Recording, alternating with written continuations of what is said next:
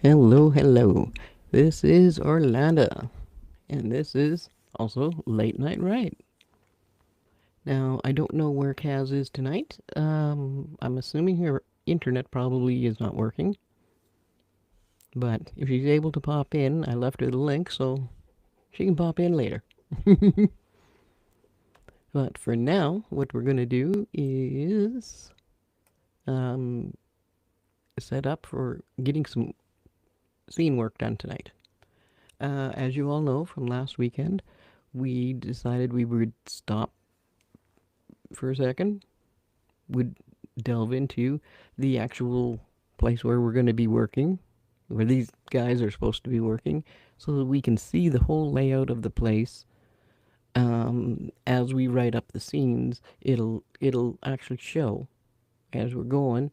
You'll be able to tell where they are and what the characters in those buildings are doing, and that gives us a way to make sure that we have things lined up and set up in a way that'll be logical to the physical setup that we for this company and what they're and well the stuff they make and all that good stuff, eh?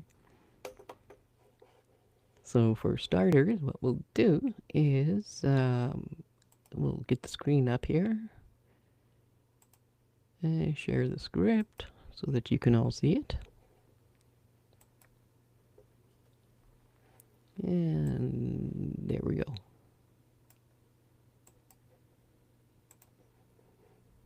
Right, let's give us a bit of room here. Okay. Alright, so what I've done so far today, just today, is just put in the actual header for the scene that we're going to be working in right now, which is Exterior Multi-Tech Industries Day. And we're going to have Sean.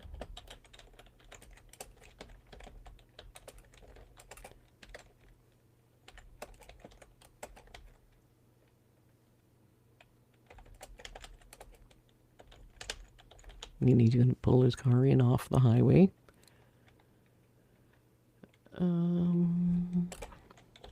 Into the manufacturing building, or building 2. And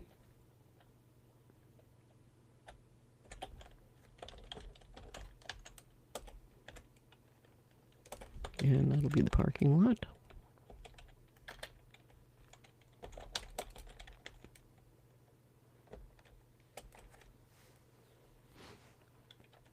Okay.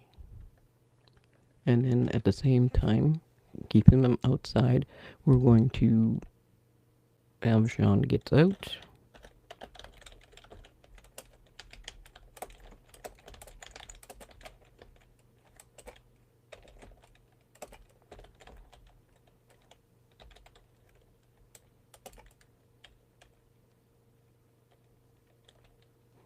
Okay, let me think. Gotta think of the map for a second here. Okay, so he's gonna.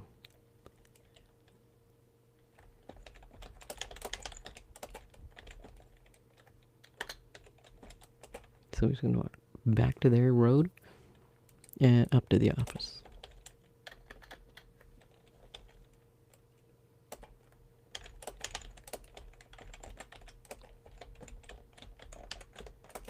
And to the office building. Alrighty, so now we have to go interior.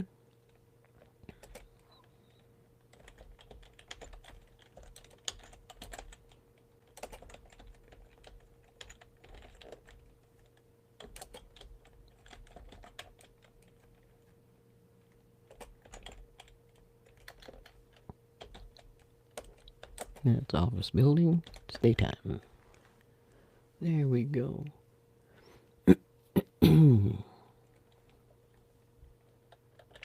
And of course, Sean is going to walk in.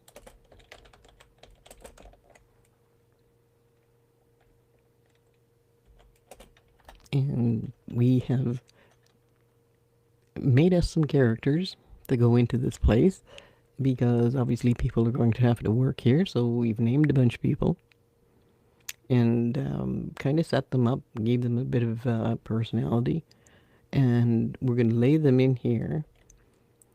But at a later point, maybe when I'm done with these, then we'll go back to the outline page, and we'll go drop these people into the actual outline where we have the all of the character descriptions, so that we keep a complete tally of how many characters we're working with so far. Okay, so we have Ezzy.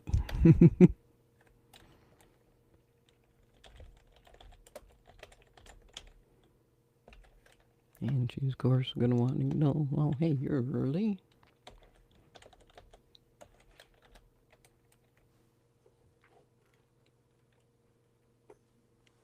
And let's get this up here. And not really. And of course, he's going to ask, is Kevin around? And of course, Kevin would be literally the boss. Like, as we have set it up, we're going to have Sean being the shift boss. So that he almost always does the night shift. So he is literally, the second-hand man for the company. And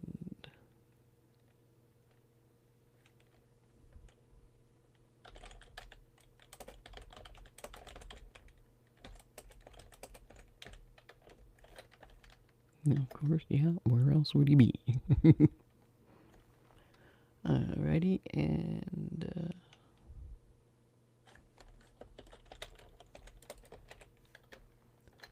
alright.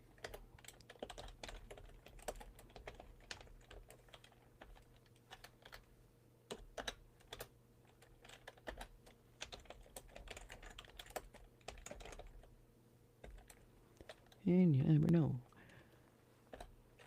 And of course, then we're going from the inner office.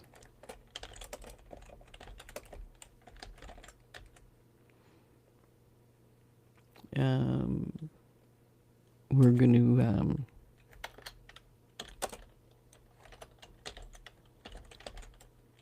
well, I guess we're not going to see him yet, so it doesn't need to be capitalized yet.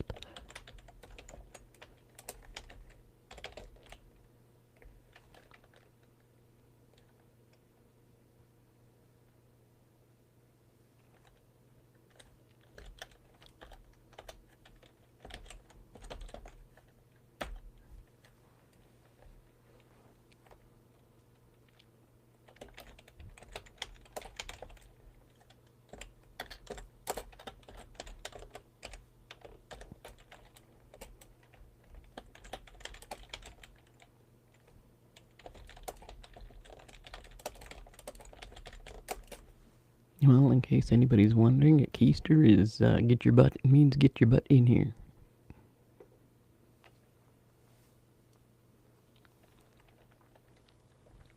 Okay. And then we're gonna have Sean.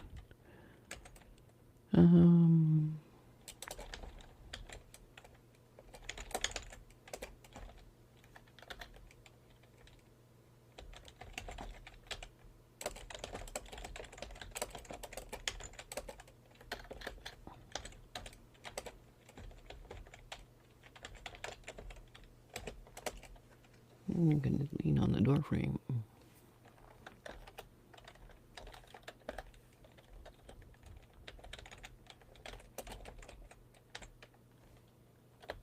What's it doing?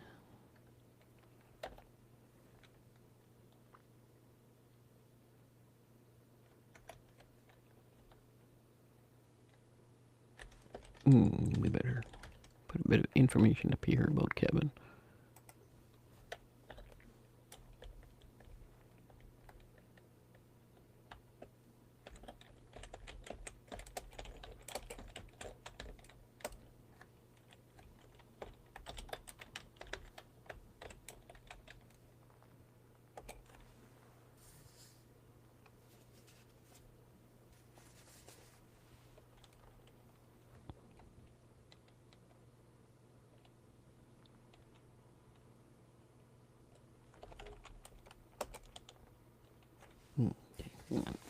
I have his description right here.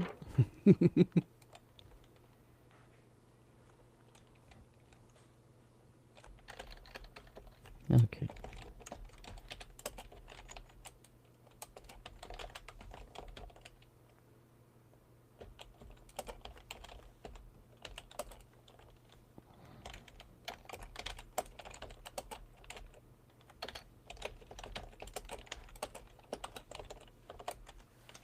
There we go. Now we got an idea of who he is. So he's 55, blonde with freckles. He looks over his glasses at Sean. So that gives us a whole heck of a lot of information about him, which of course we will expand on at later dates. So for now,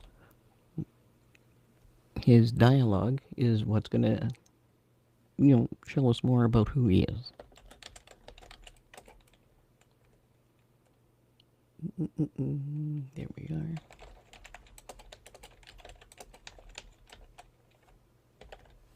And of course, there are shorter few guys.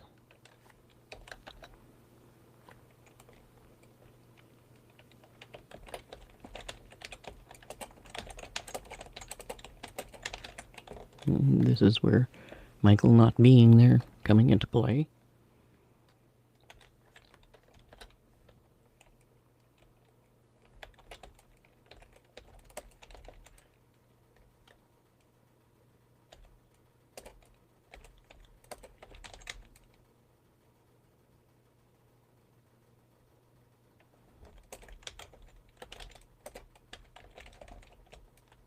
Right, and here, of course, the boss makes the connection like, oh, how do you, oh, right, you're friends.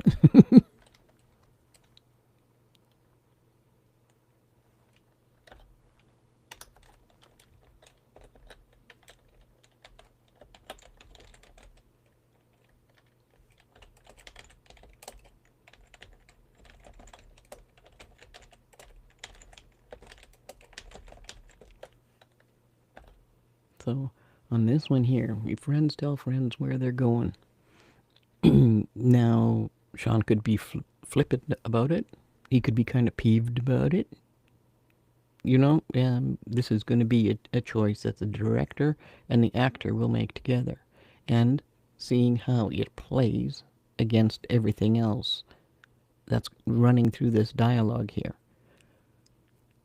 But the cool thing is, there are options there for both the director and for the actor on that kind of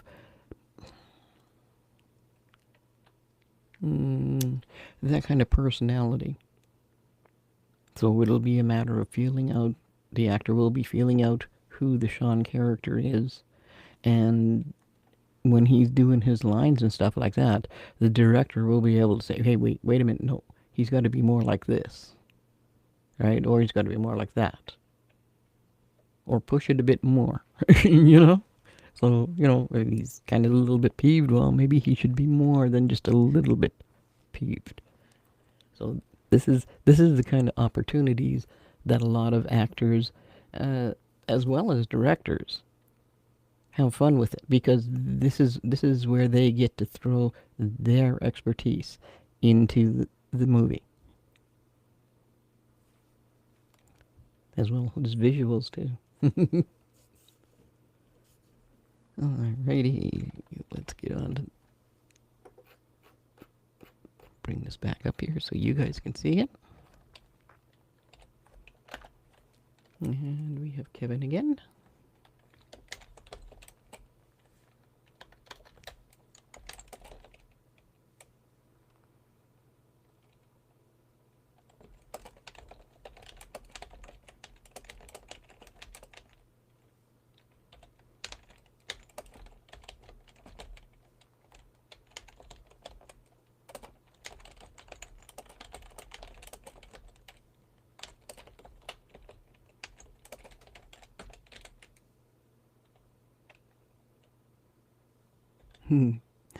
And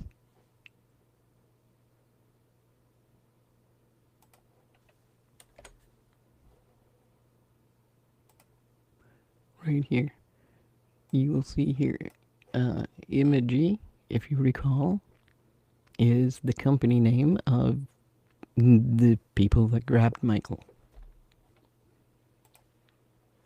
So now we're going to find out that he was the one that brought them in as a customer, which is going to lead to like, ooh, is Michael in on this? I'm like really in on this, or is this just happenstance that he brought them in as a customer, and then it's after that when they found out what he could do that they decided they needed Michael and their company. So this will be one of those places where it'll be it could go either way. All right. So now Kevin has a little bit more to say here.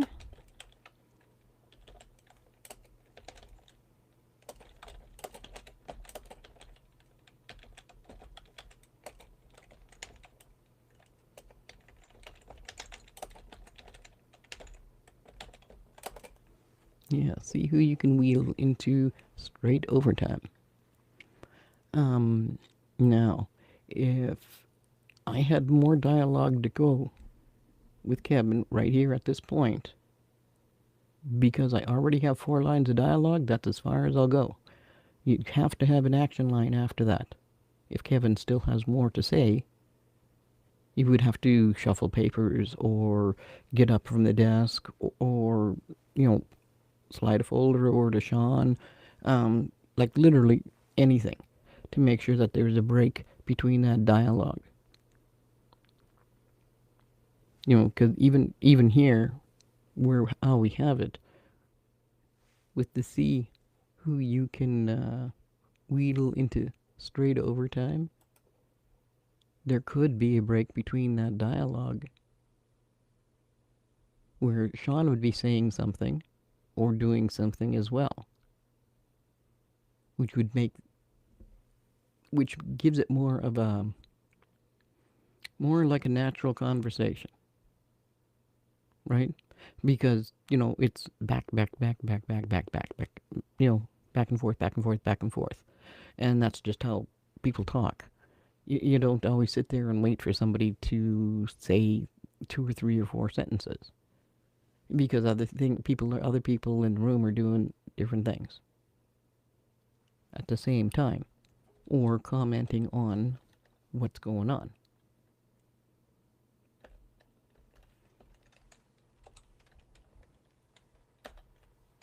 Okay.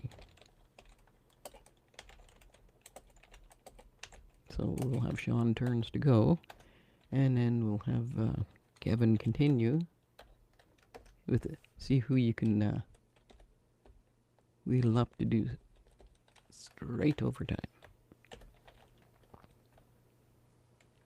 No, it's not a question. That's a statement. And for anybody who doesn't know, that would straight overtime would mean not getting overtime wages. Just your straight time and your straight wages, whatever they are, without overtime. You're not getting overtime money. You're not getting time and a half. It would just be straight time. Alrighty. So then next what we're going to do is go on, have Sean come back.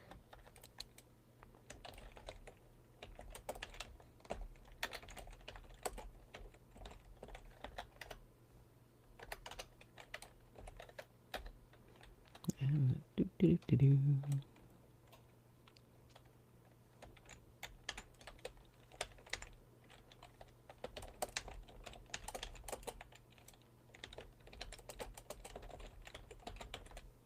Alrighty. Yeah, that's gonna take a miracle. But he's gonna give it a go.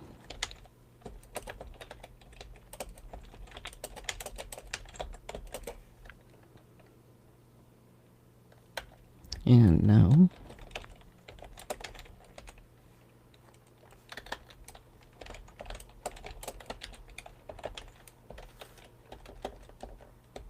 let's fix this while we're here.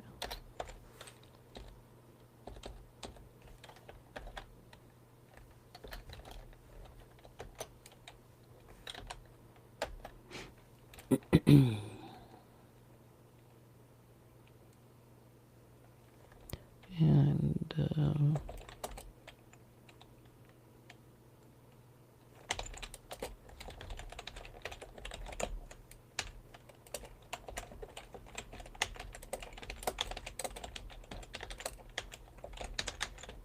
and of course, he needs to know if the programming of the components that they were making is complete.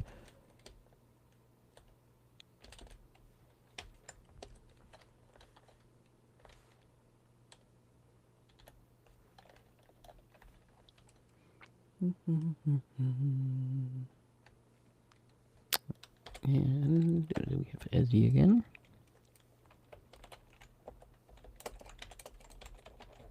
It says it'll be close. And and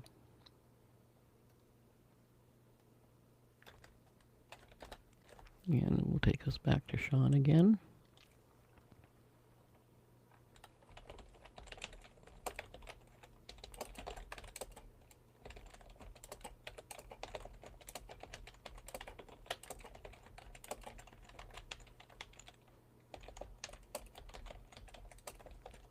And so he's going to be saying, okay, I'll come lend a hand when I have everything lined up, which would be pretty standard. And instead of Ezzy, like, literally, going to the other part of the building to tell them or phone them, she just yells.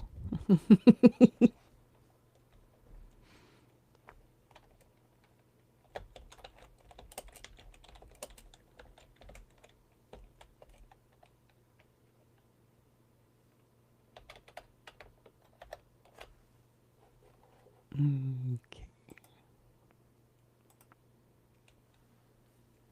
Ooh.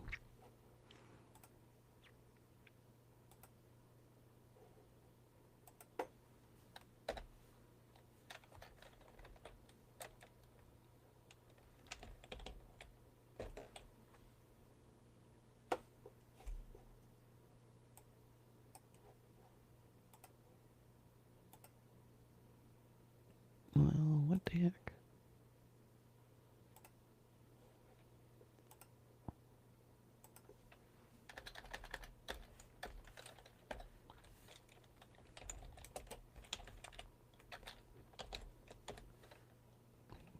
Guess it just does not want to be added in there. Okay.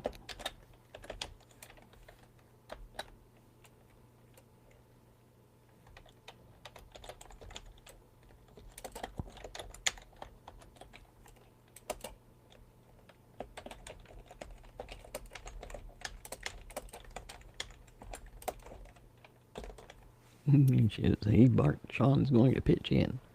And of course, we will meet Bart at a later time.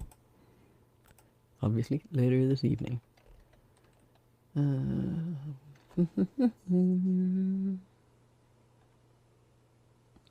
But we are going to hear Bart.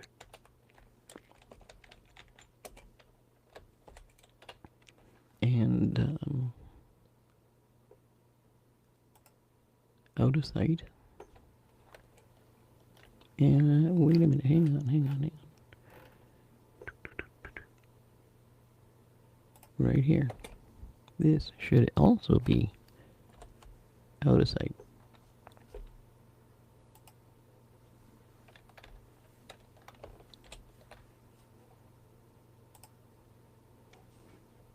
Because they are in the building, you're just not physically seeing them yet. There we go.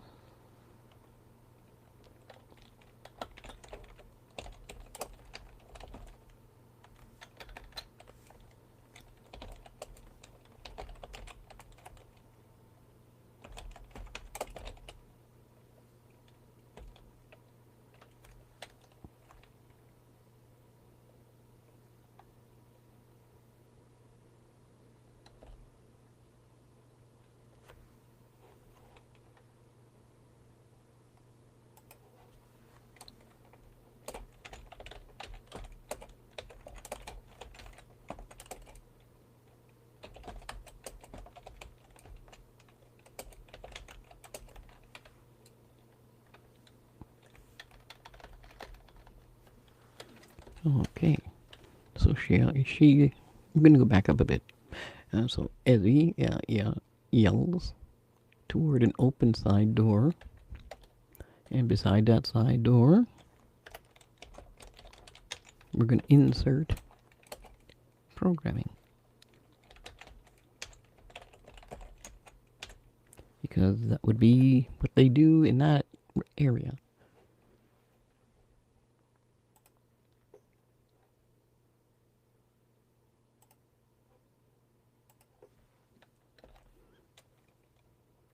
Alrighty.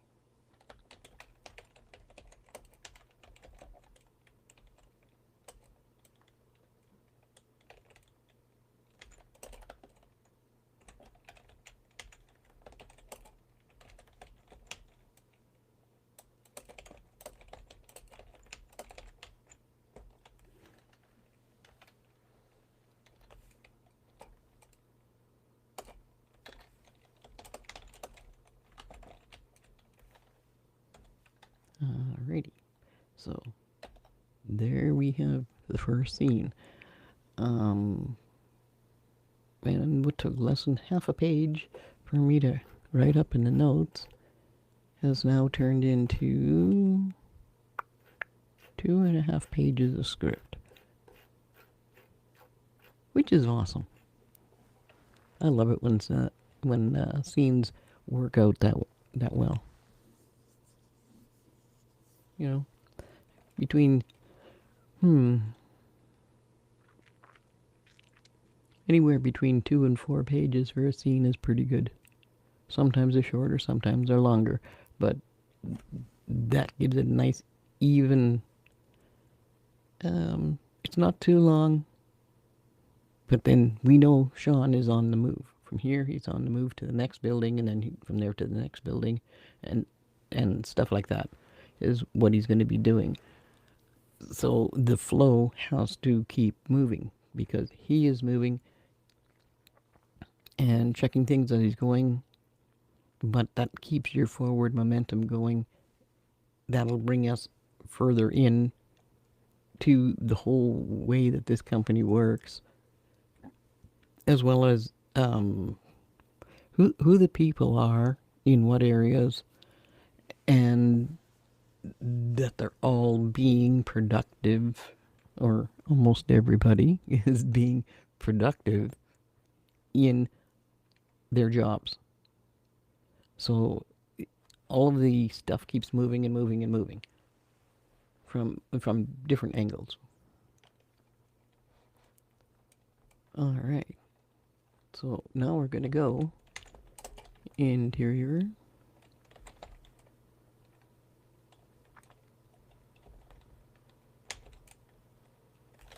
Multi-Tech Industries.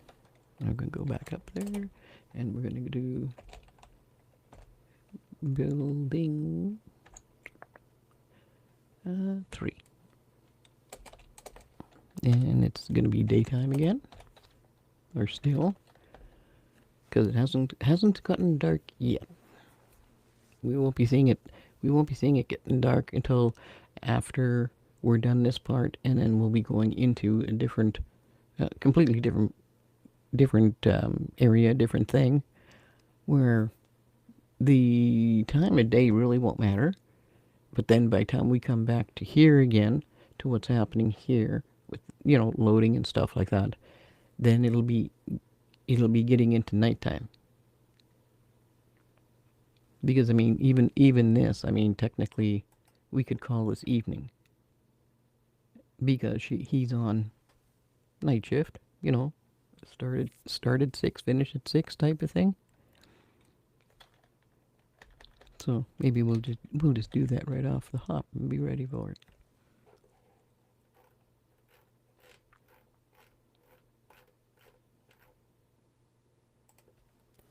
He means we have to do it here and here.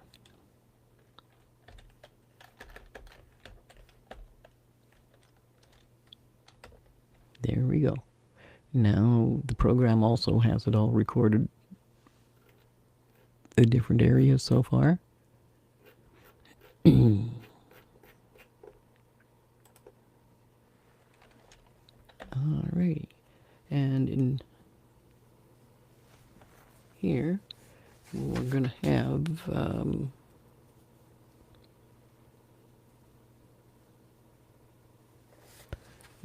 Greg, and Greg's going to be the foreman.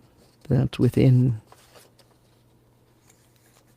the shipping area.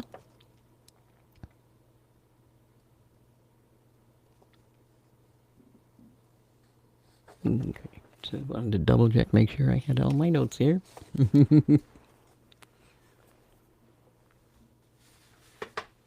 I'm pretty sure we had Greg here before. No, we don't. Alrighty. Alright, we don't have an age for him yet. So that's one of the things we're going to have to figure out.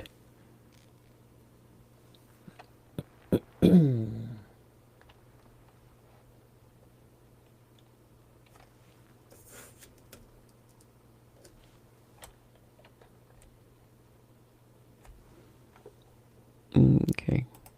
Also got to do something. There we go, building 3 office.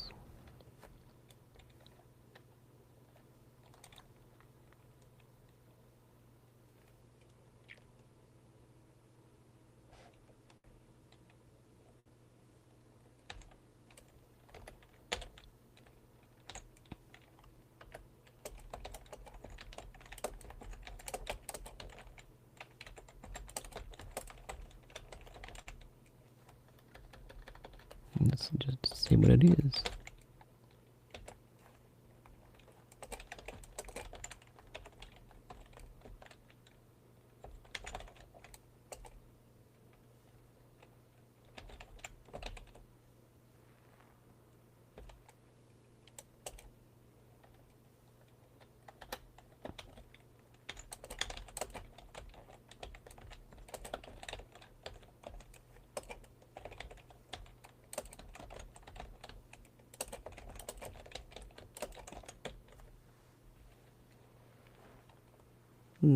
Okay. So now we know Greg is in there and he's working on the orders.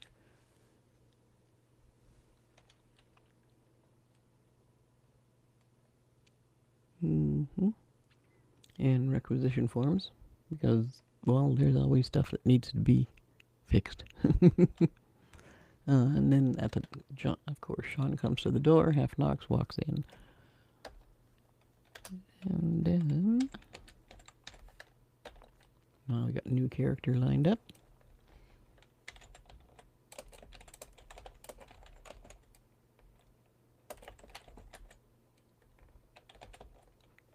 And he just wants to know straight up, tell me you found Michael.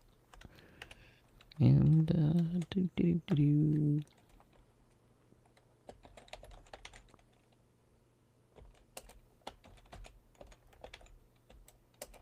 Cat didn't.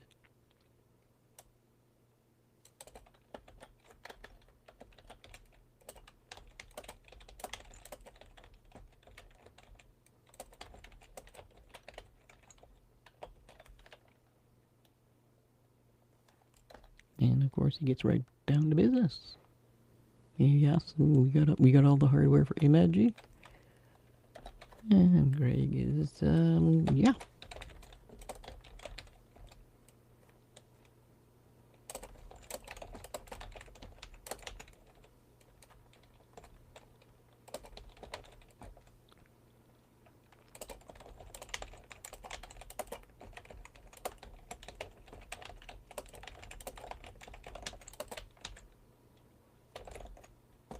And he says, yeah, lined up and ready to load now that the damn loaders are working again. Now this plays back to earlier at Sean's house, where he was saying they were having issues in shipping. Well, this would be shipping. Now we know what those issues were, which is part of the continuing story down the whole thing.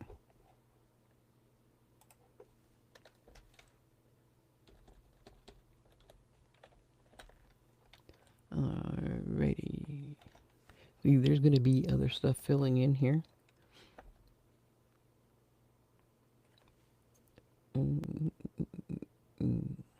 Okay.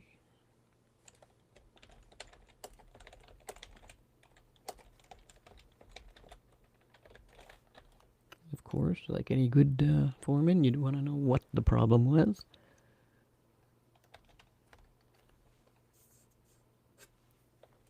And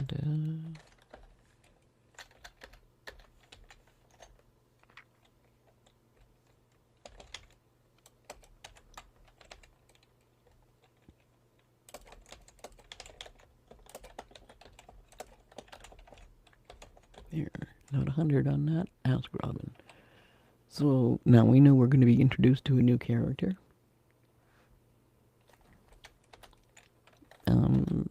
Not immediately, but pretty soon.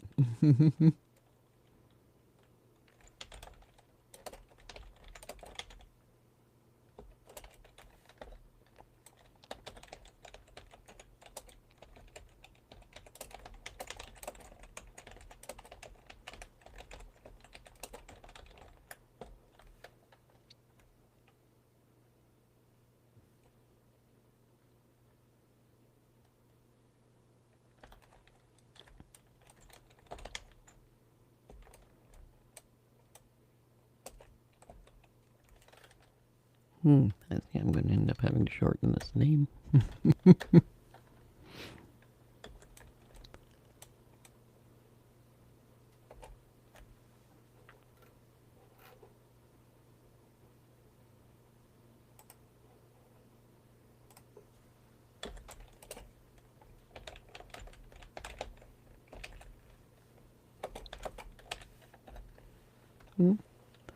Well, so far, so good.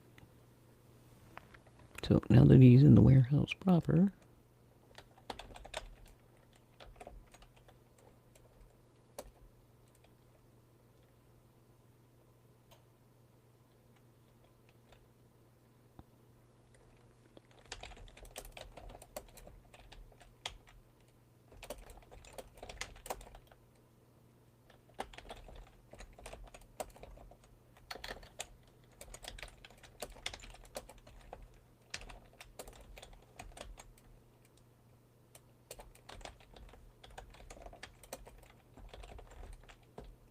so now we know we either inside the warehouse where they get big, huge doors that have to be able to fit trucks in there and everything else to load them up, or at least to get all those materials out of the warehouse and onto the back of trucks if they're lined up outside.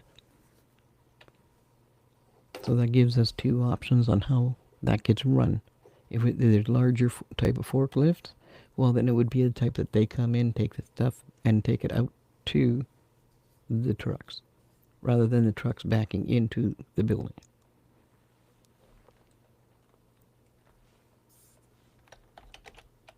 Alrighty.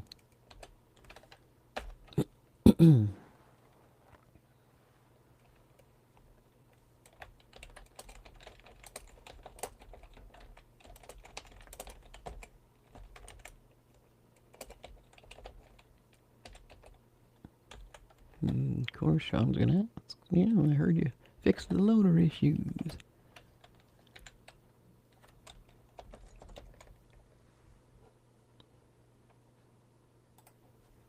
Here, let's.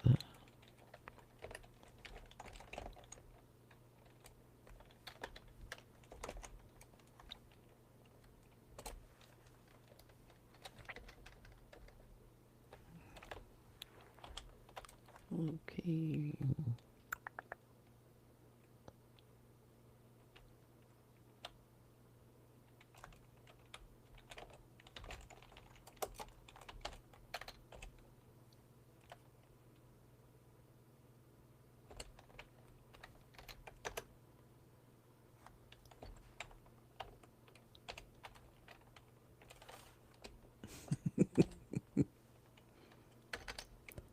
See what one slip of the fingers can do, eh?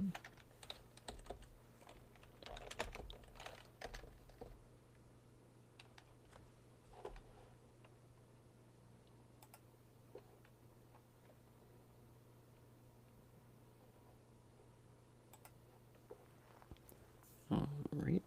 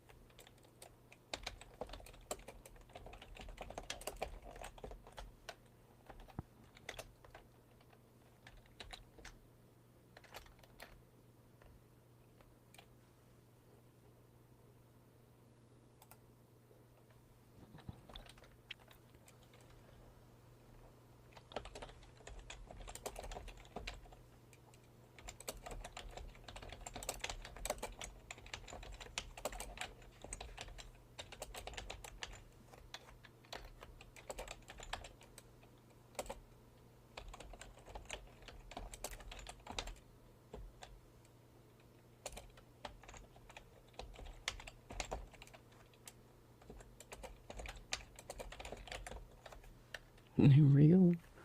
Some joker crossed the battery cables with the onboard tech. Glitcho, big time.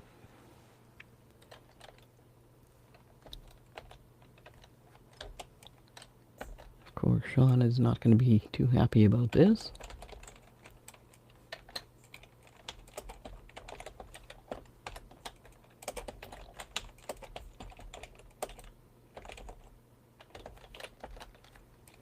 And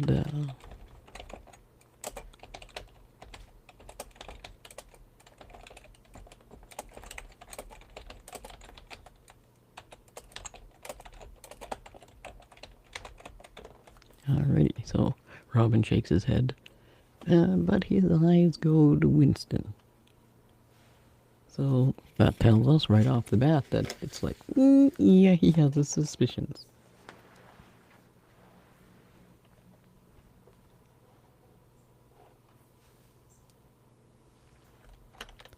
Alrighty.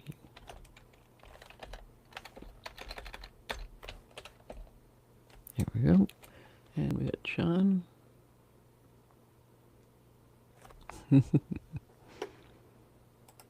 let's put a little bit of more action in here before we go forward.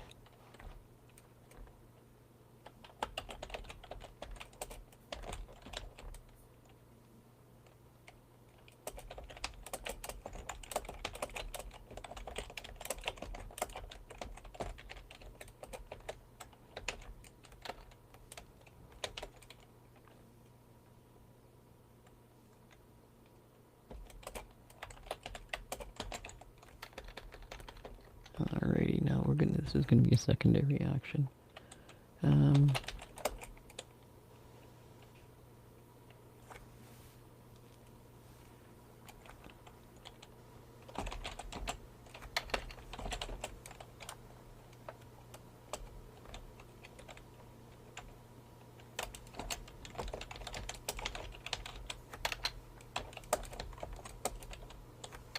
about as he goes?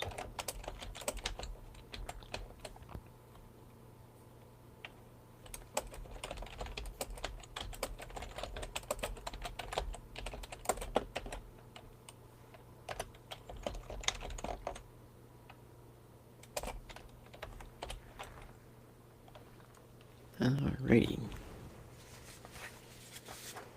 So now we have Winston here we have to contend with. Who we figure would be give or take about 27.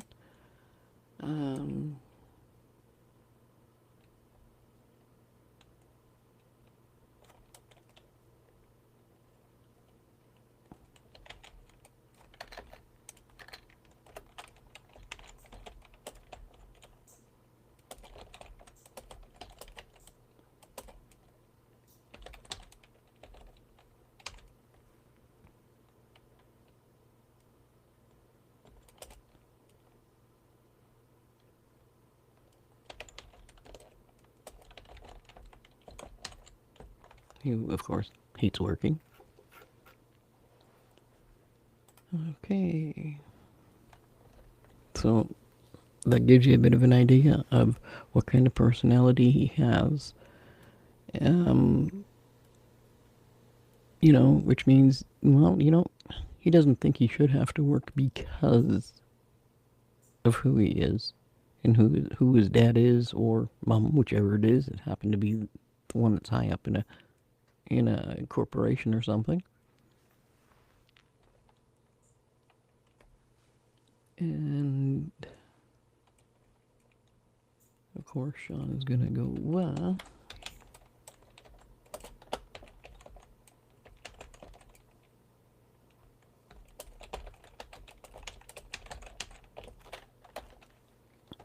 you know, as a person would normally do. They're gonna, hey, how's it going?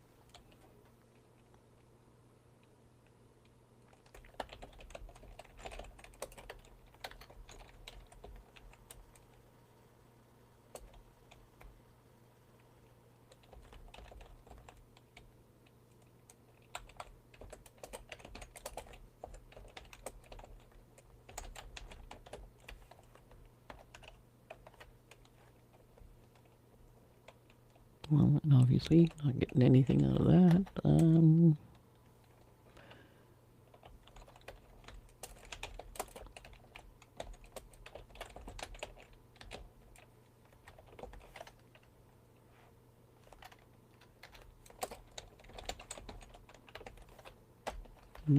of course, Sean's gonna ask him, have you seen Michael around?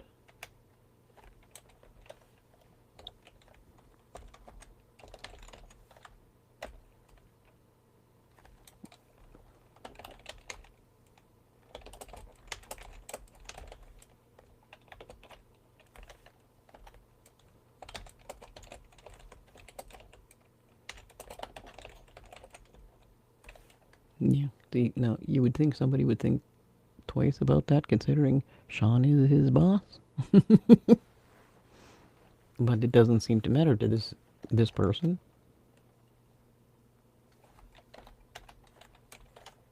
But obviously, Sean knows he hasn't seen him. But the red flag's going like, well, why are you so mad about this? You know, no, Sean is just asking. Because he doesn't want to ruffle too many feathers until he knows what he's looking at here. And of course, does not want to lay blame either until he knows what's going on. Because that's just what good bosses do.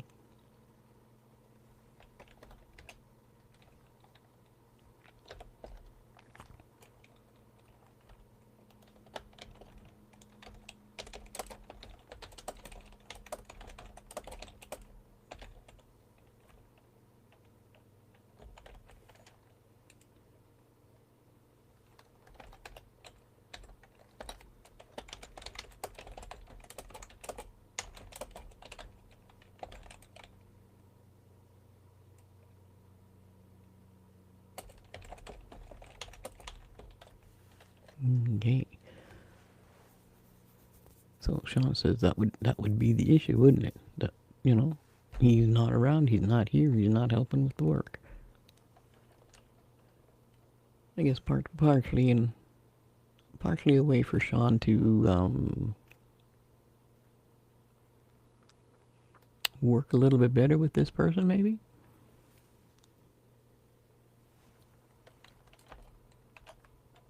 Friends or no friends.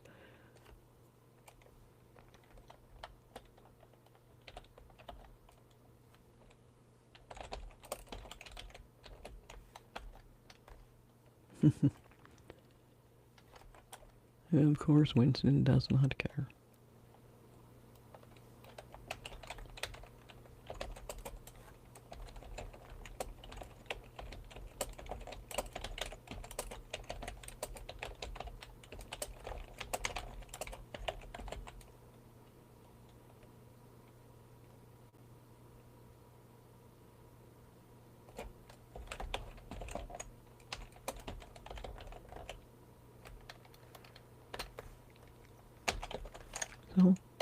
Sean is just going to shake his head and walk out the other side, the back loading door, as I call it. Because you had the one over here where Robin was, and he's gone all the way across the building to talk to Winston, and then he's out, and then he's going to be exterior.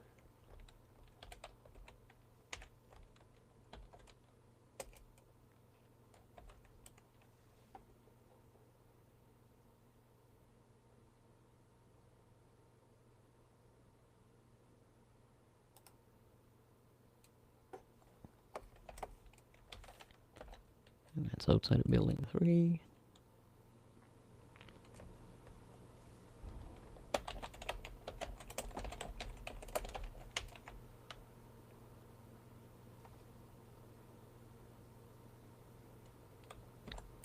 How do we want to run this?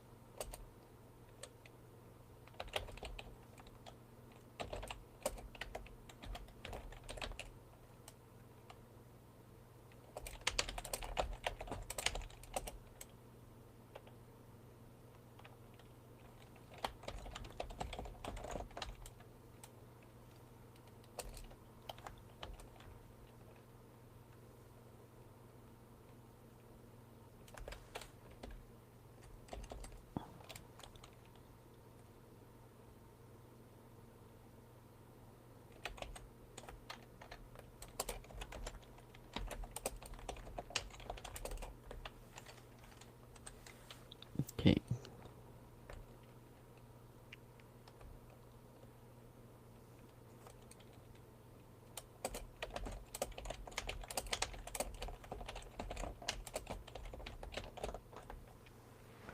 Alright, so Sean comes out. Building 3. Deep in thought, he walks across the road to a much longer building 2 and into the loading doors. I guess that would that the back end of the back side of the building.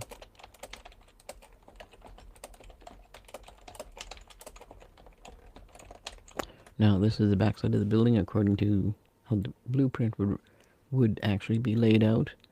The office being at the front. And then you have building 3 over here, which is your shipping and your warehouse. But right across the road here, you have a longer building now, and he's going in the back doorway.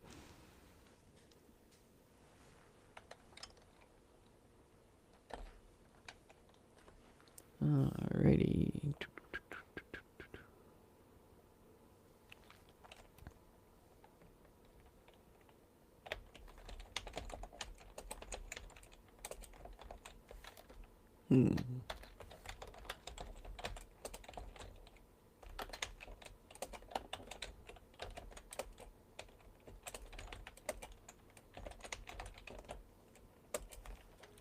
Alrighty.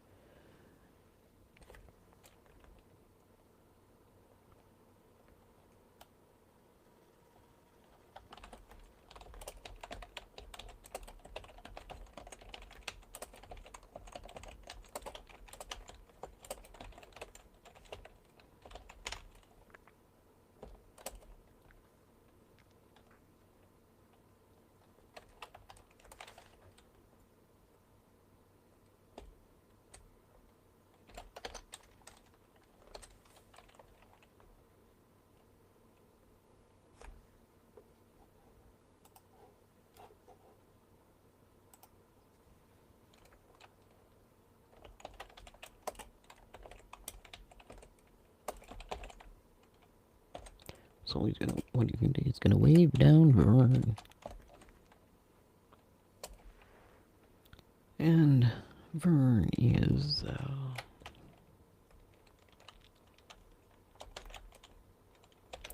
30-ish?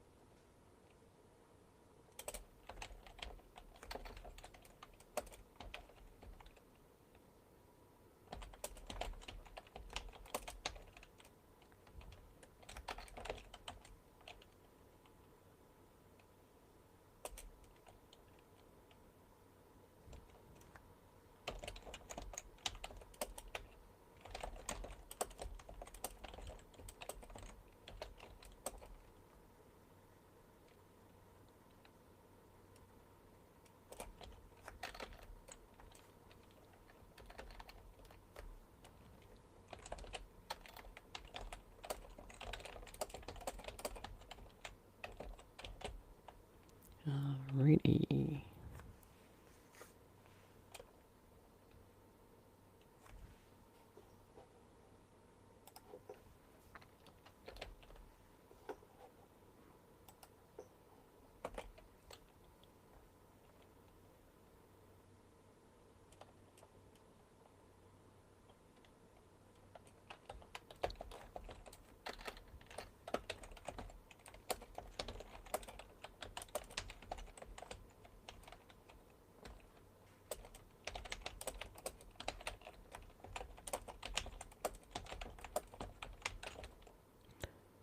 There we go. Alrighty. So far what we have here,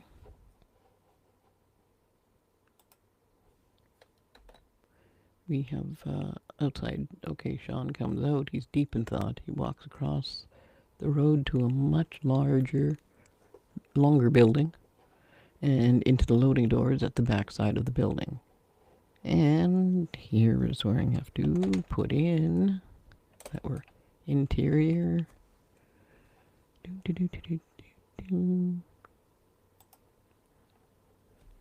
in our industries, and we're talking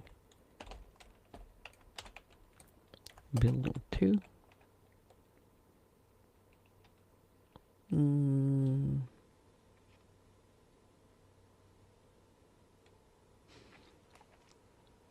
Alrighty, we're not going to be going to an office or anything else in here. This is going to be straight up work. Alrighty, so evening, and the noise hits John as he enters. And this would be a separate action line. Full scale machinery running at top capacity. And then Sean waves down Vern. 30 issues, dark curly head swings around on his huge bear of a frame. And just as grumpy with a sharp eye for detail.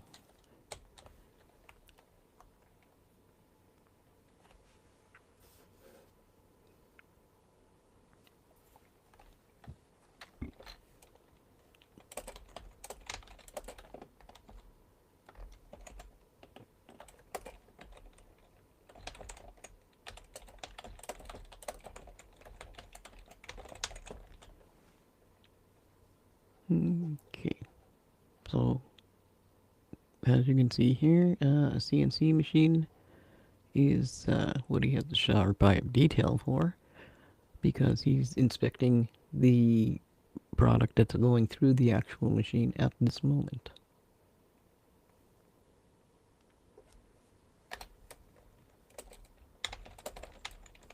So he's inspecting the output. Alright. Okay.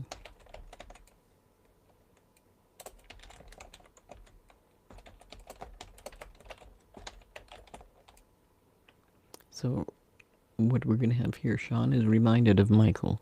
So in Sean's eyes, what we're physically seeing is Michael at those machines.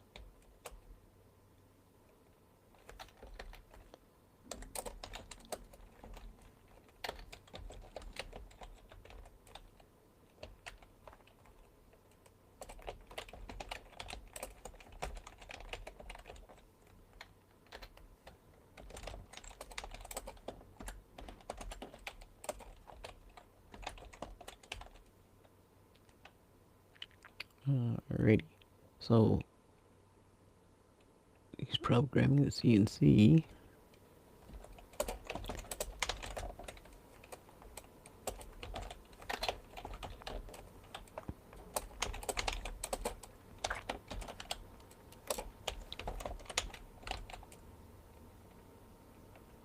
And then, of course, he's going to race to the 3D printer to dial that line in.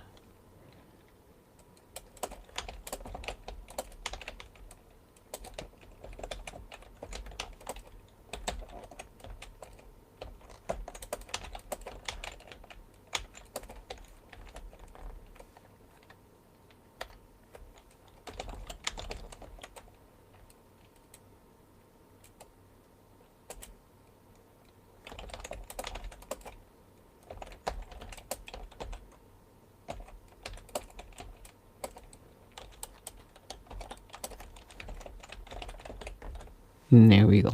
So your assembly line is not going to be so much of an assembly line. What it is going to be a line.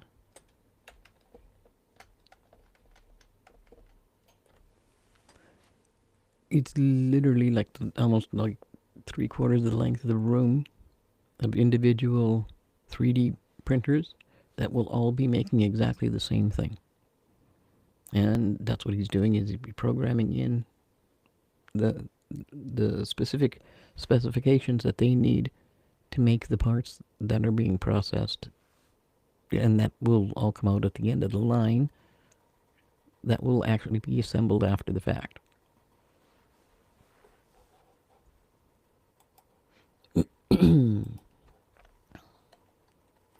Alrighty.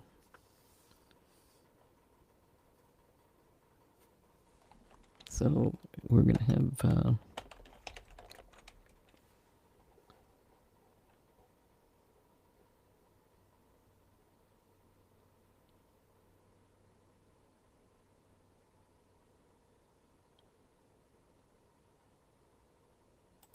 okay. Let's put that there because this will be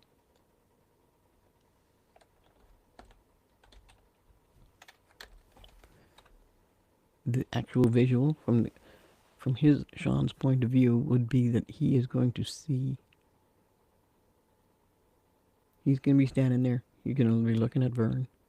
And the next thing you know, we're going to see Michael doing that programming and everything else. So, of course, it's a different person. It's got to be a different physical change in your action lines.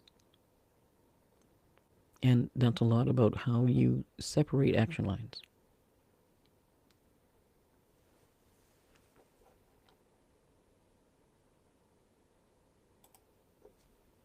Same goes up here. Right there. There we go. Leave Vern. You're going to see Sean. He waves, and then you're going to see Vern.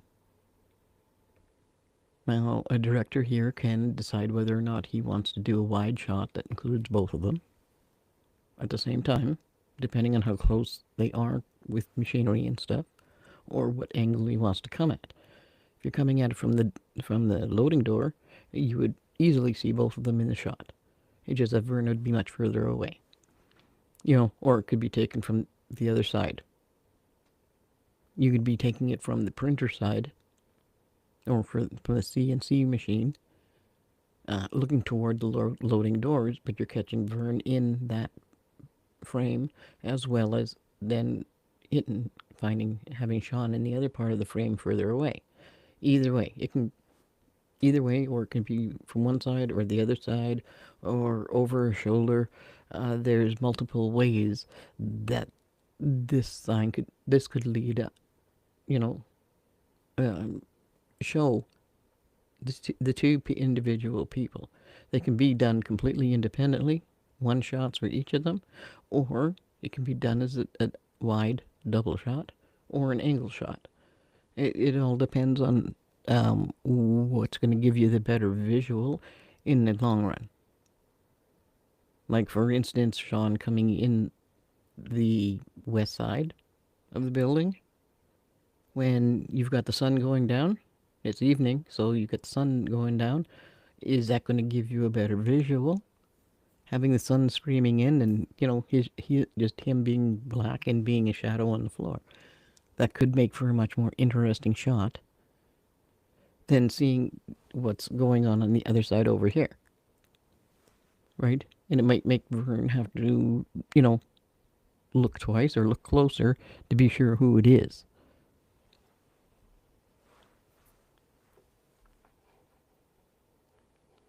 Especially since, well, Sean just stands there, right? Because he's visualizing Michael. So, either way, we can see how it goes.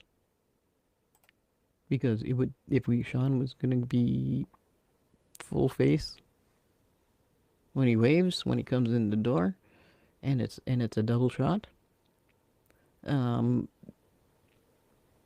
then it would be, we would still have to be going from Vern to just Sean, so that we can see on his face that, you know, he's seeing something different, right? Like maybe he's looking fondly over there because that's what he would, he could have a little smile on his face type of thing, because what he's seeing is what he's used to seeing or should be seeing, rather than it being Vern that's doing this. This should have been Michael doing this if he had been at work. So then you taking your shot from Sean's point of view, where you see then Michael. Sorry about that. You see Michael working the CNC, and then you see him heading off and programming the 3D printers, right? And then we have to go back to Sean when he shakes his head. But that might be cool. That might be kind of cool to do, like, over the shoulder type with Burn, where you see him turn and everything else, and see Sean, and then to zoom it in on Sean. Especially with the sun behind him, because then that would just make for, I don't know, it could make for a really neat kind of glow, or it could look kind of creepy. It could look kind of weird. You never know. It all depends on how it's gonna line up, and what kind of cameras and filters and stuff like this that are being used on the cameras. So I mean, there's whole piles of different things that could be going on here. So we're gonna have Sean.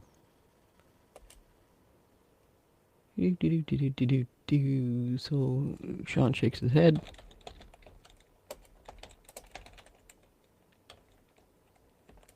And then meets up with Vern on his way to the 3D printer.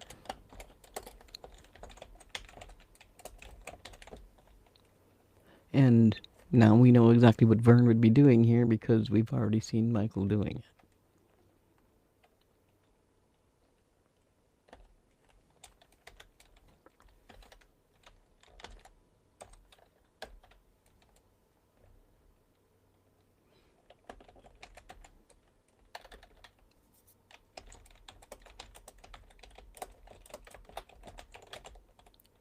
Where the hell is Michael?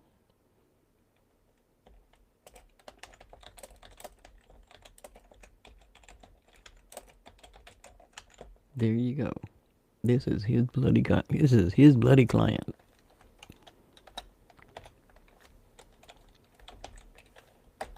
And of course, Sean's going to be his good old cheeky self, and well, that's the question of the day.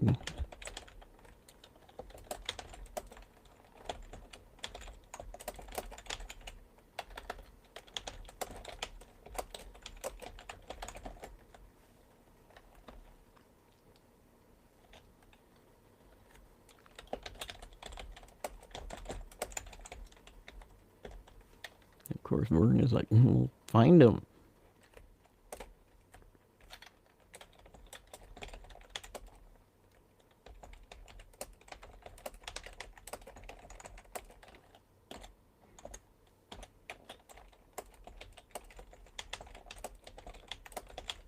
And because he doesn't like the way the CNC machine is working.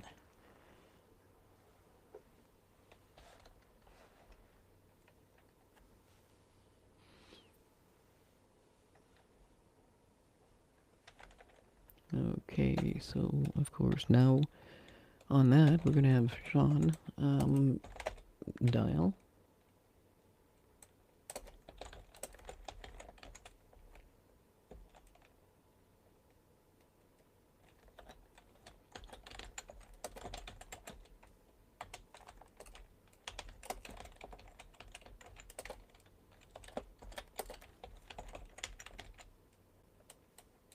Okay, Vern checks the closest 3D printer while it rings. So we have a sound effect that goes along with this that you're going to actually hear above the machinery.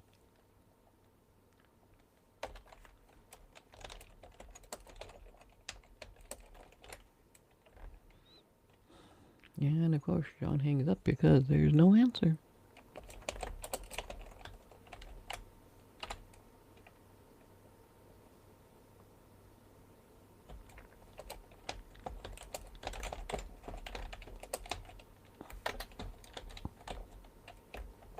And of course, Sean's shoulders droop.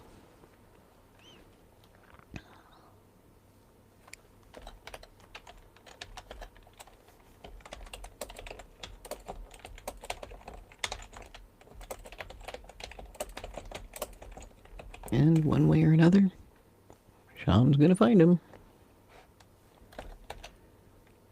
And Vern is just like, yeah, quickly.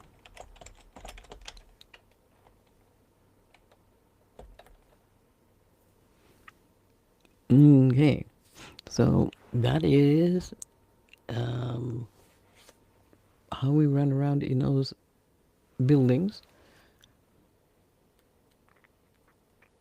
And then what we're going to want to be dropping in here next is going to be a scene where Michael is and what he is actually doing. Although we have to blueprint that company and how that company is set up, which obviously I think with it being within a city, we're going to take it up floors. It's going to have floors of stuff going on, and unlike this where this is manufacturing on a large scale, so it's spread out so that all your stuff can be contained near at hand, and easy to work between and get from place to place to place for those that are working there and setting things up. But we will also be going back to the programming area that's within the office next week as well.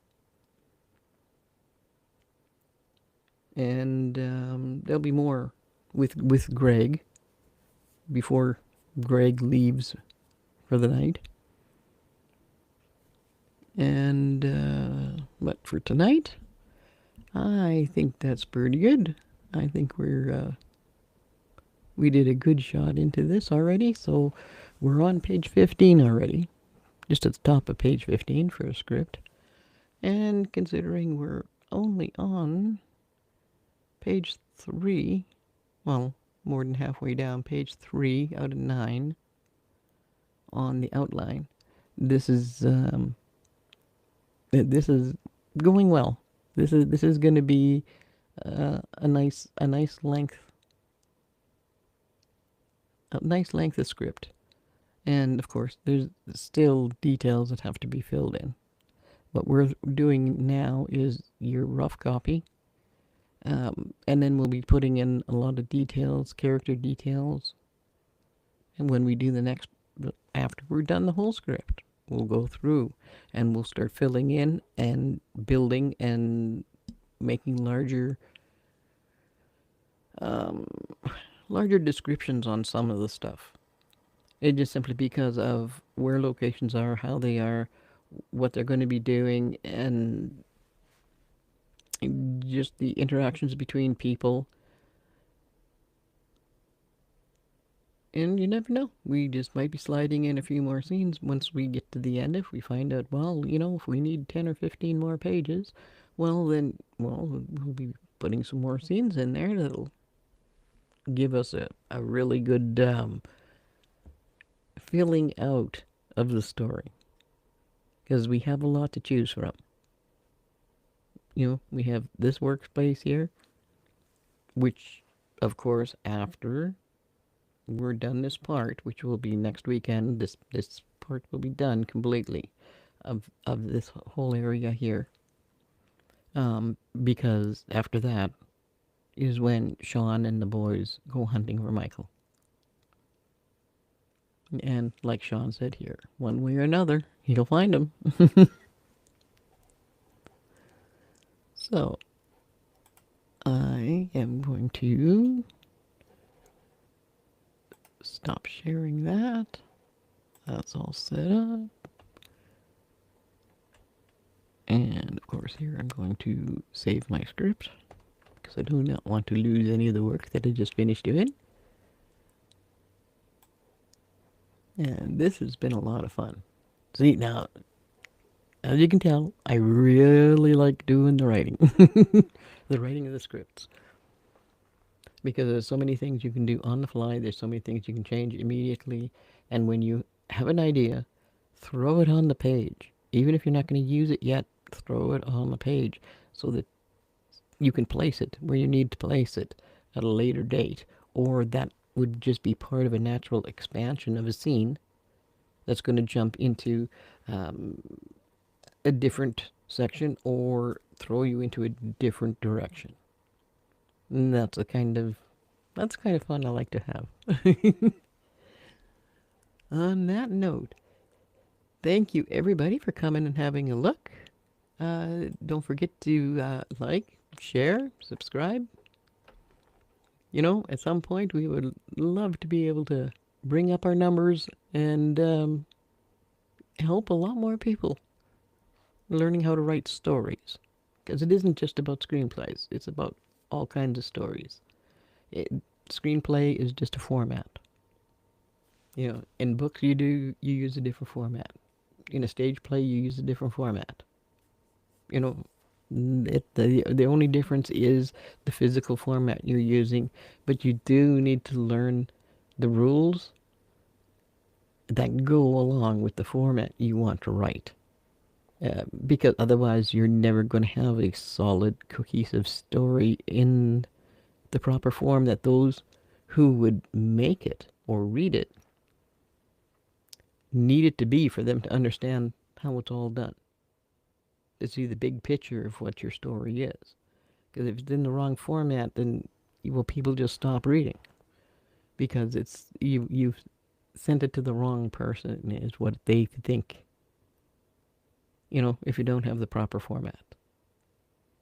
You can't send a stage play to a producer that does screenplays. It just doesn't quite work that way. It's a different lineup and a different way of reading and a different way of seeing how everything is lined up. And as for time, stuff like that, and there's differences in the kind of description you need to give for stage than you do for movies. It's just different. It's fun, but it's different. So just be aware of what it is that you're going to be writing and how you're going to be setting it up, and you'll do fine. So there you go. That's it for tonight. Have a great week, everybody.